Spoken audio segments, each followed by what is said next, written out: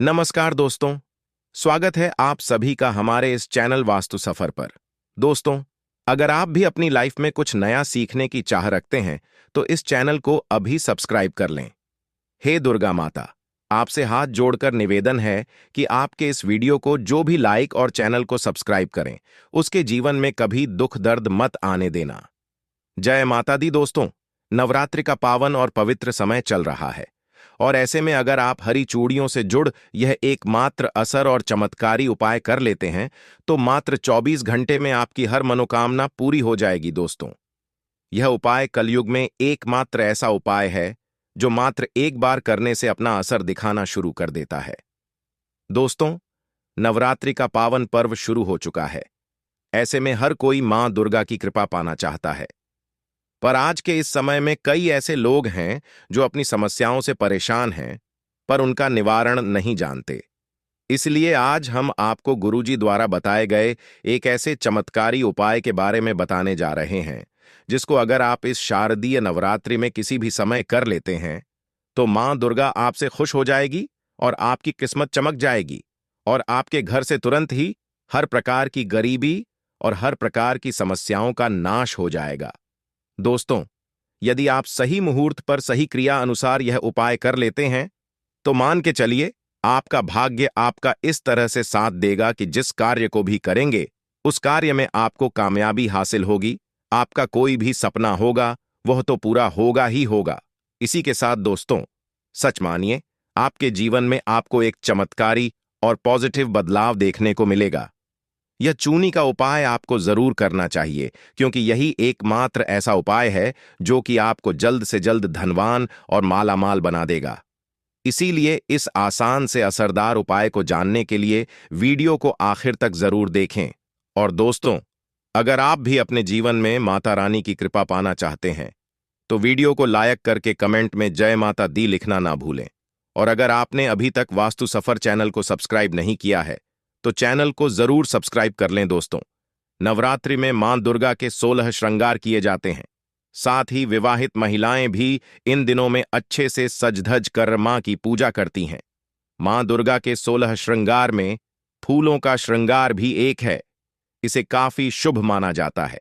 कहते हैं फूलों की महक मन को ताजगी देती है, घर में सकारात्मकता का विकास होता है। ऐसी मान्यता है कि इससे घर में सुख और समृद्धि आती है और अखंड सौभाग्य का वरदान भी मिलता है।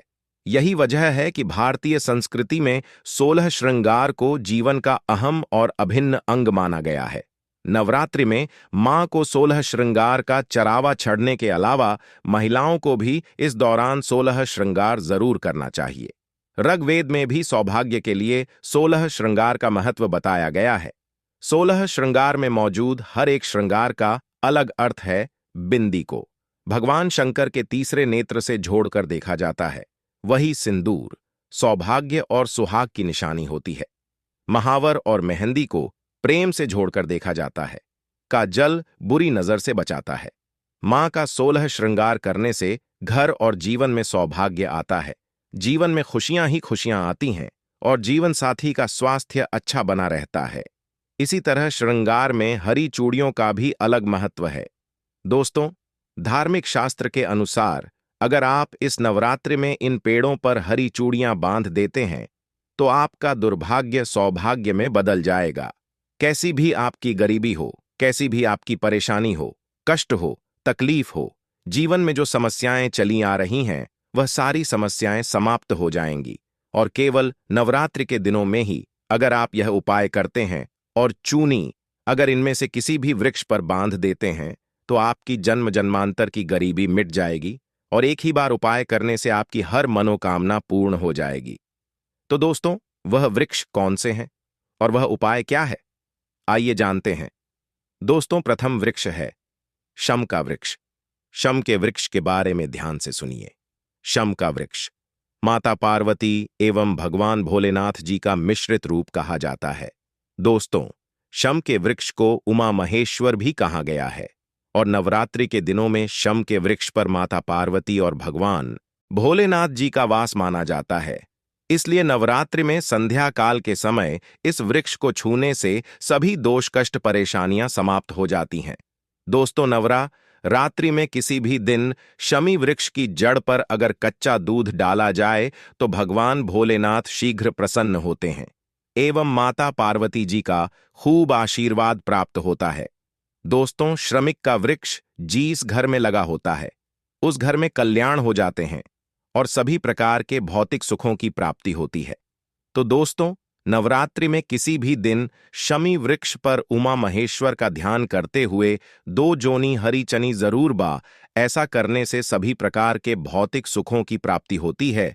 और अगर आप शमी के पत्ते भगवान भोलेनाथ के पूजन में उन्हें छड़ते हैं तो इससे आपके घर में माता लक्ष्मी जी स्वयं वास करने आती है और महादेव खुद चलकर आपके घर में वास करते हैं और आपकी कैसी भी दर्द रहता हो, कैसी भी गरीबी हो, कैसी भी परेशानी हो, सब समाप्त हो जाती है। दोस्तों, दूसरा वृक्ष है धतूरे का वृक्ष। दोस्तों, धतूरे का वृक्ष भगवान शिव का रूप माना गया है। यह वृक्ष पर स्वयं काल भैरव के अंश से उत्पन्न हुआ है। ऐसा माना जाता है दोस्तों, शिवलिंग पर धतूरे का पत्ता पुष्प चढ़ने से राहु केतु के दुष्प्रभाव से बचे रहते हैं। और दोस्तों, आप नवरात्रि में किसी भी दिन धतूरे के वृक्ष पर अगर 2 जोनी हरी चूनी बांधते हैं तो आपको शत्रु से छुटकारा मिलता एवं शत्रु का सर्वनाश होता है। इसलिए दोस्तों, धतूरे का वृक्ष आपको अपने आसपास कहीं पर भी मिल जाएगा तो इस वृक्ष पर आपको 1 जोनी या फिर 2 जोनी हरी चूड़ियां जरूर बांध कर आनी है। दोस्तों, तीसरा वृक्ष है बेलपत्र यानी बेल का वृक्ष। दोस्तों, इस वृक्ष पर स्वयं महादेव और माता पार्वती वास करती हैं। तो नवरात्रि में किसी भी दिन एक थाली में आप हरी छुई ले लें और जितनी भी श्रृंगार की चीजें हैं यह ले लें। और अगर आप एक लाल फीते या एक हरे फीते के सहारे हरी चुनी को ले जाकर इस वृक्ष पर बांध देती है तो फिर देखिए कैसे चमत्कार होता है। आपकी कैसी भी मनोकामना हो, कैसी भी इच्छा हो, भगवान भोलेनाथ एवं माता पार्वती तुरंत पूरी कर देते हैं। दोस्तों, अगर आप इस वृक्ष पर चूड़ियां नहीं बांध सकती तो आप क्या करें कि आपके आसपास कहीं पर भी अगर मदार का वृक्ष मिल जाए तो आप मदार के वृक्ष में भी 1 जोना हरी चूनी जरूर बांधे, क्योंकि इस वृक्ष पर भी स्वयं महादेव वास करते हैं। अगर आपको यह भी नहीं मिलता तो आप केले के वृक्ष में इस बांध सकती है, क्योंकि इसमें मैं भी स्वयं भगवान विष्णु निवास करते हैं और माता लक्ष्मी जी वास करती है। तो आप जरूर जाकर 1 जोना हरी चूनी बांधे और कैसी भी मनोकामना हो, कैसी भी परेशानी हो, वह तुरंत पूरी हो जाएगी। वहीं दोस्तों, अब हम आपको इस नवरात्रि में लौंग से जुड़े कुछ चमत्कारी उपाय के बारे में बताने जा रहे हैं, जिनको करने से आपकी सोई किस्मत जाग उठेगी। घर में क्लेश दूर करने के लिए, जिस घर में हमेशा लड़ाई झगड़ होता रहता है और क्लेश रहता है, वहां एक पीला कपड़ा लेकर उसमें 1 जोनी लौंग बांधकर घर के किसी कोने में लौट हटका दें। इससे आपके घर में सुख शांति आएगी। घर में सुख शांति का माहौल बना रहेगा। नौकरी में सफलता।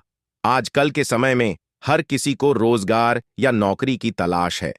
काफी समय प्रयास करने के बाद भी जब असफलता हाथ लगती है तो इंसान मायूस हो जाता है।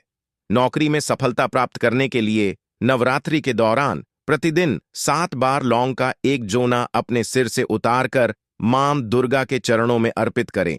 इस उपाय से नौकरी संबंधी समस्याएं दूर हो जाएंगी। घर की नकारात्मक को दूर करें। अपने घर में प्रतिदिन 1 जोनी लौंग कपूर के साथ जलाने से आपके घर में पनप रही नकारात्मकता को दूर कर देगा। मान्यता है कि इसे प्रतिदिन करने से जरूर लाभ मिलता है और घर से नकारात्मकता दूर हो जाती है। घर से बीमारी दूर करने के उपाय। यदि आपके घर में लगातार कोई बीमार रहता है तो नवरात्रि में किसी भी दिन तवे पर 7 लौंग जलाकर घर घर के किसी कोने में रख दे। ज्योतिष शास्त्र के अनुसार ऐसा करने से कुछ ही दिन में फर्क नजर आने लगता है। आर्थिक तंगी दूर करने के उपाय। यदि आपके घर में आर्थिक तंगी लगातार बनी रहती है तो नवरात्रि में आप पूजा के समय गुलाब के फूल के साथ 2 लौंग अर्पित करें। इसके अलावा एक लाल रंग के कपड़े में 5 लौंग और 5 कड़ियां बांधकर तिजोरी या फिर अलमारी में रख दें। ऐसा करने से देवी दुर्गा की आप पर असीम कृपा होती है और घर में धन का आगमन होता है। राहु केतु के लिए उपाय। ज्योतिष शास्त्र में राहु केतु को सबसे क्रूर ग्रह माना जाता है। इनके अशुभ प्रभाव को कम करने के लिए नवरात्रि में रोजाना आपको लौंग का दान करना चाहिए। इसके अलावा नवरात्रि में शिवलिंग पर रोजाना लौंग का जोना चढ़ाए। ऐसा करने से आपकी कुंडली से राहु और केतु के अशुभ प्रभाव दूर होते हैं और आपके घर में खुशहाली आती है। वही दोस्तों, आपको इस नवरात्रि में अपनी राशि के अनुसार यह उपाय जरूर दर करने चाहिए। मेष राशि के जातकों को नवरात्रि के दौरान सिद्ध कुंजिका स्तोत्र का पाठ करना चाहिए। इस उपाय को करने से मकान, जमीन और वाहन का सुख प्राप्त होता है। वृष राशि के जातकों को सप्त श्लोक की दुर्गा का पाठ करना चाहिए। ऐसा करने से मां की कृपा आपके ऊपर हमेशा बनी रहती है और आर्थिक स्थिति में भी सुधार देखने को मिलता है। मिथुन राशि अपनी हर तरह की मनोकामना को पूर्ण करने के लिए नवरात्रि के दौरान दुर्गा सप्तशती का पाठ करें। इस उपाय को करने से परिवार में सुख शांति बनी रहती है और हर तरह का ऐशो आराम प्राप्त होता है। कर्क राशि नवरात्रि के दौरान मां दुर्गा के साथ भगवान शिव की भी उपासना करें।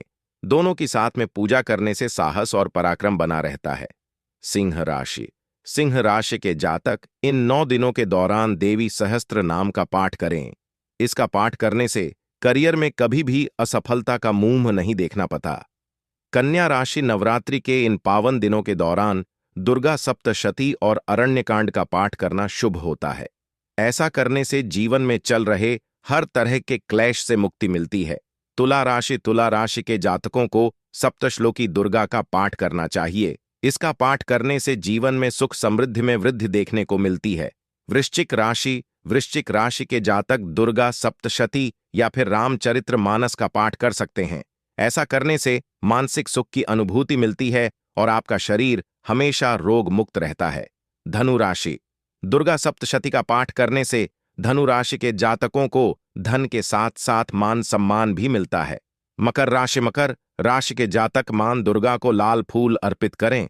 ऐसा करने से मां दुर्गा आपके सारे अटके हुए काम पूरे कर देती है। कुंभ राशि के जातकों को मां दुर्गा के मंत्रों का जाप करना चाहिए। इसी के साथ ज्यादा जल्दी फल प्राप्त करने के लिए राम रक्षा स्तोत्र का भी पाठ कर सकते हैं। ऐसा करने से भय और शत्रुओं से मुक्ति मिलती है। मीन राशि मां दुर्गा को मिठाई का भोग लगाएं। इसके अलावा ओम आन ही क्लीन चामुंडाय विच्छज करें। ऐसा करने से सुख समृद्धि के साथ साथ मां भी आपके घर पधार है। तो दोस्तों, आपको हमारी वीडियो कैसी लगी हमें कमेंट में जरूर बताइएगा। साथ ही वीडियो को लाइक करके चैनल को जरूर सब्सक्राइब कर ले जा माता दी।